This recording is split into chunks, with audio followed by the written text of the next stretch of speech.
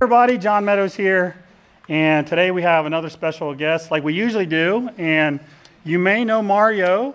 Mario Novo has helped write the body part programs that are available on the site, the chest manual, the arm manual, back manual. Mario and Nick are experts on blood flow restriction training. They're in town today, so we're going to do a little blood flow restriction training, and we're going to start with my partner James. We're going to see how he likes it. So anyways, what do you got planned for us today?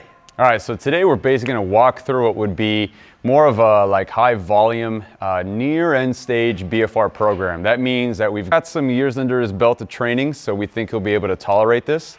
So essentially what we're going to do is we're going to use a cuff system that allows us to put air in it, and that air is going to allow James to be able to exercise, trap a lot of the exercise, let's say the byproducts, things like lactate. He's going to be able to trap those, which is going to create basically a better pump, and it's going to have him have to work a lot harder, which is what we want, right? Because BFR in general will allow us to use lighter loads to get the same amount of muscle growth. So you want to add anything to that, Nick? Yeah, no, I mean, when you actually know a BFR and how to apply it, BFR we think of as really being easy to use, hard to misuse, it's safe, and BFR for us stands for better for results than what we're currently doing, especially when you're in the gym and you're doing a lot of moderate to high volume training with moderate to heavy loads. What blood flow restriction can allow you to do is lift with lighter loads and get similar amounts of muscle mass as you would with heavier loads and decrease the stress in your joints. So really, really cool applications here. Yeah, so let's get to it. All right, so we got James, he's set up already. He's going to be our guinea pig for the session. We've got one tourniquet already on him. All right, we're going to set up the other one now so you can kind of see how these operate. Again, there's a bag on the inside. That bag is going to be filled up with air, and that air is going to act a lot like a standard blood pressure cuff, which is basically what this is. It's just more of a, let's say the materials are better designed to handle high pressure. So we're going to set this up on James. When you do BFR, even if it was for your forearm, the cuff is always going to be really high on the body. You don't want to be wrapping anything around here because you have some nerves that are superficial. And guys, nerves are delicate. They don't like to be pressed on a lot. And we don't want to create any numbness or tingling in the arm. So we're going to have it nice and high. So we've predetermined how much pressure James is going to need. In the clinic, since we are medical providers, I'm a doctor of physical therapy, so is Nick. We would use a Doppler. But we've already predetermined what he's going to need. So as you can see here, we're going to inflate him up to, I'm going to get the pressure pretty high. We're going to drop it down. He's going to be exercising right at, we'll just put him right at 90 millimeters of mercury. We're going to cut off right there, disconnect him, set up his other arm.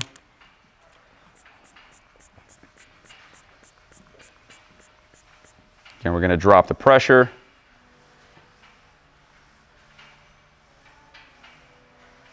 Boom, there we go at 90. He's ready to rock. He could have actually put these on by himself if he had a little bit more time to practice do it. So the first exercise we're going to have him do is nothing more than a standard cambered bar bicep curl. In blood flow restriction, the first set is going to be a primer set. So I'm going to want you to do about 20 repetitions, okay? Think about like a 2-second up, 2-second down, so we'll slow it down just a little bit. The first set, he's not really going to be all that fatigued, so his effort is going to be really low.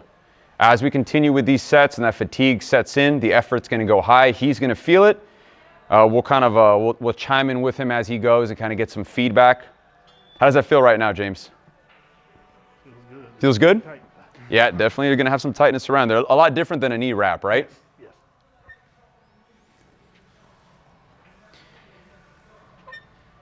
All right. Since we're doing a more advanced training program, he's going to work his biceps and his triceps right afterwards. So same thing, shoot for about 20 repetitions. He's going to loop through, grab on. Yep, and we're going to basically extend and then slightly pull apart so we go through the full strength curve of the tricep. So as you exercise, your muscle is going to be using up a lot of oxygen, right? Oxygen is your currency to keep lifting.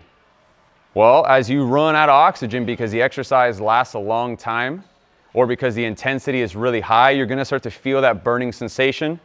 We like to call that the medicine for muscle growth, right? It's the muscle growth formula. And what that's gonna do is it's gonna tell his brain to start working harder. That's why he's starting to feel that effort go way through the roof. And again, he's still in his primer set right now.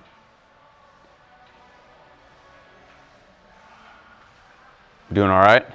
Yeah. Oh, yeah, Last thing we're gonna do, what's that? It's working. It's working. So what I want you to do is you're gonna grab on just like this, and all you're gonna do is essentially like a face pull, right? Just below the chin. Yep, really thinking about driving those scapula together. Yeah, and guys, these are light loads. Again, think of the reason why you would want to use light loads, but still have a lot of high amounts of effort or muscle recruitment. Either A, you're in the middle of training and you're getting pretty bogged down, you're getting tired, your training is feeling stale, your pumps aren't there anymore, you're starting to feel some pain in your joints. This is an opportunity to basically shift gears, right? Where we're gonna reduce some of the weight that he has, the stress on his joints, but we're still gonna go for the pump. We're still basically going for that high metabolic stress. Another reason that comes up a lot is if you're in a cutting phase. You're gonna be low calories, you're gonna feel depleted, you're not gonna be able to recover as well, and using heavy loads might actually lead to risk. So using lighter loads can be a good switch over, still get a good pump. BFR at this point has a lot of good evidence to show us that we do build just as much muscle as we would with heavy training, but obviously it's a lot lighter loads. But the key still here, like Nicholas and I talk a lot, it's an 80-20 rule. We still want to be able to lift heavier loads about 20% of the time when we do BFR, because heavy loads help our tendons to stay healthy. Whereas BFR, since they're lighter loads, you won't really get much at the tendon, but you do get a lot of good muscle building. So James now, he's been resting. It's about a 30-second rest after he's done his first circuit. And when he gets ready, we're gonna go back to it. All I want you to give me now, James, is a rep range between 10 to 15, okay? He has not deflated this entire time. We're gonna keep that inflation because we're trying to trap all of that, all the blood basically behind that tourniquet. We're trying to maintain it there. We don't wanna lose that because that's gonna continue to raise his effort even higher. Probably gonna start to feel some work in the delts also now. Yep. And this is where the magic happens. So this is where he's really, it doesn't matter the load, but what he's doing right now is really, he's trying to move that load as fast as possible, and he's not able to do so. And so that's where you're getting a lot of our muscle fibers that are activating, and that's what's gonna drive the hypertrophic response.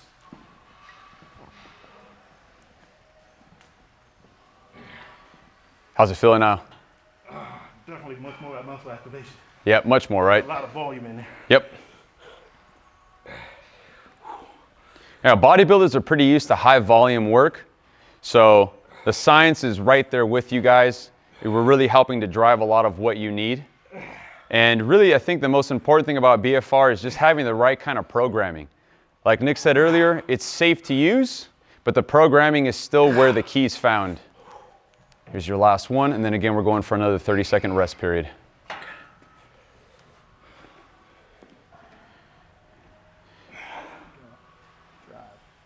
Yep, nice, just like that.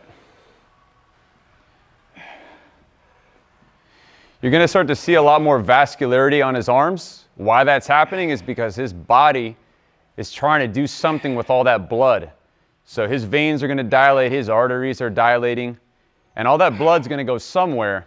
It's gonna go right into the muscle. So the pump that James is gonna have after this is gonna be real significant.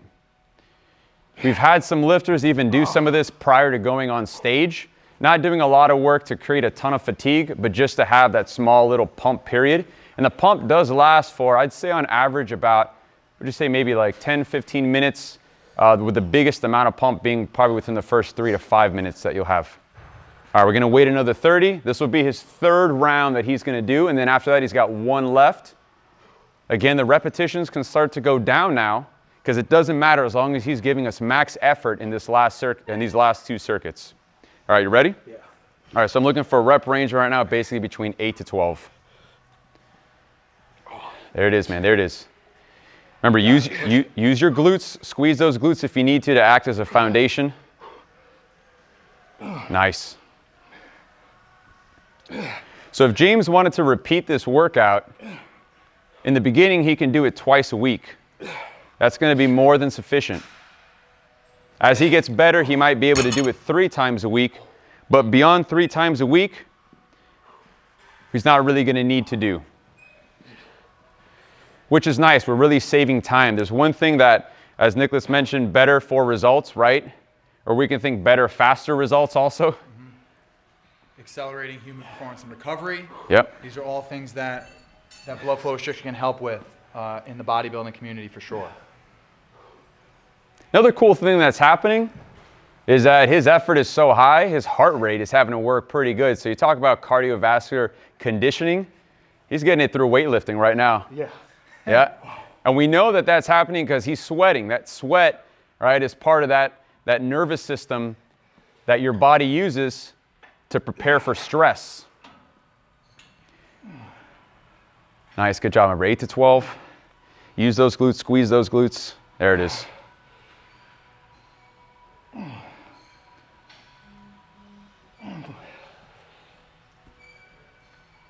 And you're probably feeling more recruitment back here.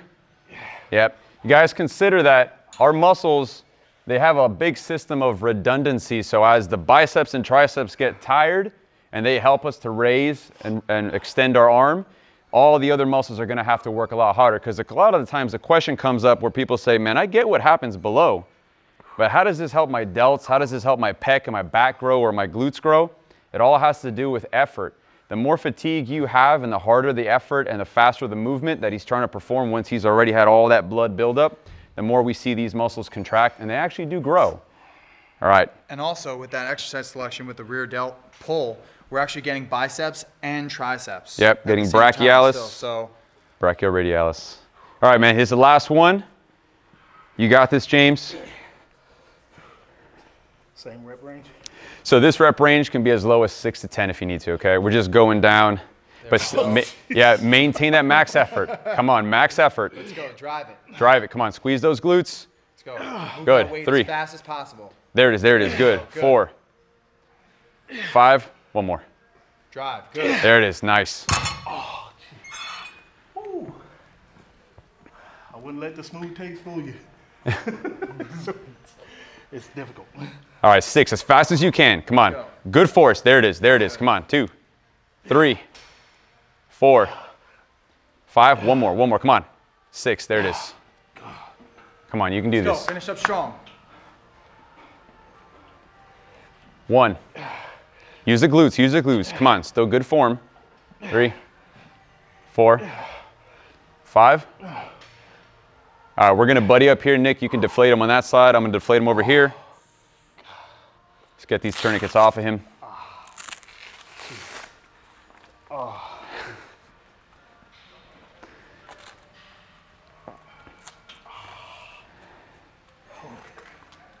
So, feedback.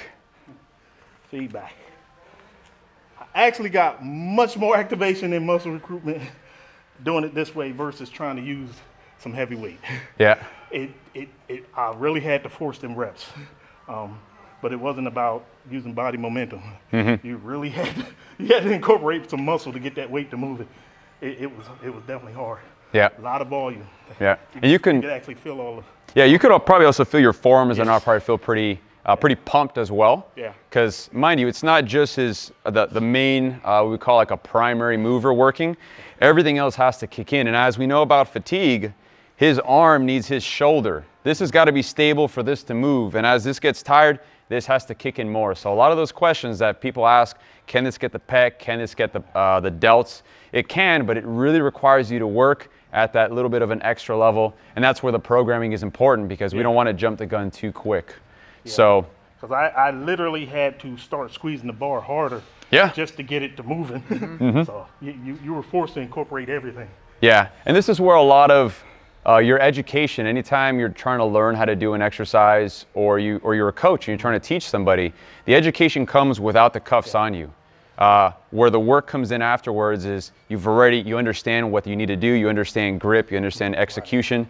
And for a bodybuilder, there's a lot of benefit to this. Again, it's for bodybuilding, there's a lot of work always done to the tendon that's where your moderate and heavy loads come in. But when the high volume is also met with high load, that's when we start to see things like tendonitis happen. That's where we start to see things like the joint starting to go through a bit more motion than it might have to. And what is that going to do? It stalls progress, right? A small injury is going to limit the amount of volume you can do. And when that happens and you can't lift those heavy loads, a lot of your gains are going to go away because the effort isn't there, right? So think of this as a way to, again, switch gears. You're still proceeding forward. You've just changed over on that lane, right? And we're still getting the same benefit on the side of the muscle.